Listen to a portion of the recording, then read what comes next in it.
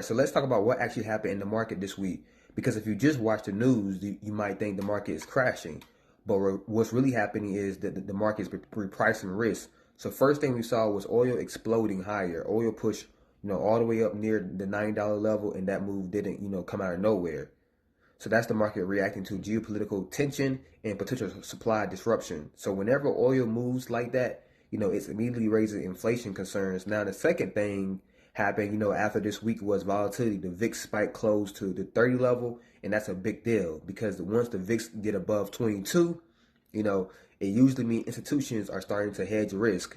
And when volatility rises, equities, usually struggle. And if you look at the S&P, we actually saw, a strong rejection and structure is starting to, shift lower. So that doesn't mean the market is collapsing, but it does mean the market is starting to, price uncertainty. At the same time, gold has been, holding strong, which is another, signal that investors are moving towards a safe asset. And then we have the dollar starting to bounce as well, which usually, happens when global risk increases.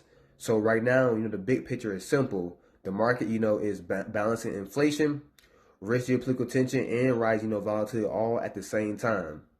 And when those three things, things collide, markets don't move slowly; they move, aggressively. So the big question is going into next week is whether volatility stays elevated and whether oil continues pushing higher. Because if those, things continue, we could see a lot more moving across, the entire market. So to dive into a little more deeper, we're going to dive into the charts, and that we can trade smarter next week. All right, welcome to another market breakdown for those who want to be able to trade smart into the next trading week. So this is a shorter version for those who have a short attention span. If you want the longer version, then go watch my longer content version, more going deeper into the charts. So this is the VIX. The VIX did close way above 22, and right now we're at 29. When the VIX closed above 22, that means there's an uncertainty in the market. And then we have S&P.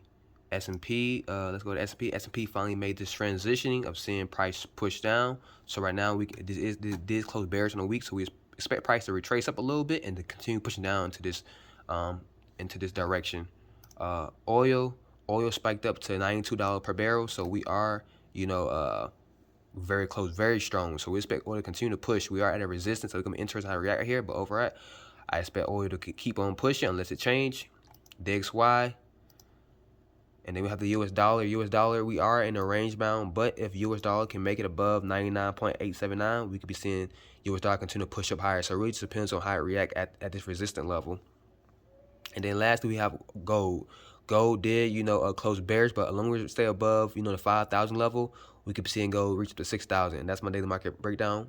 See you next market breakdown. Peace.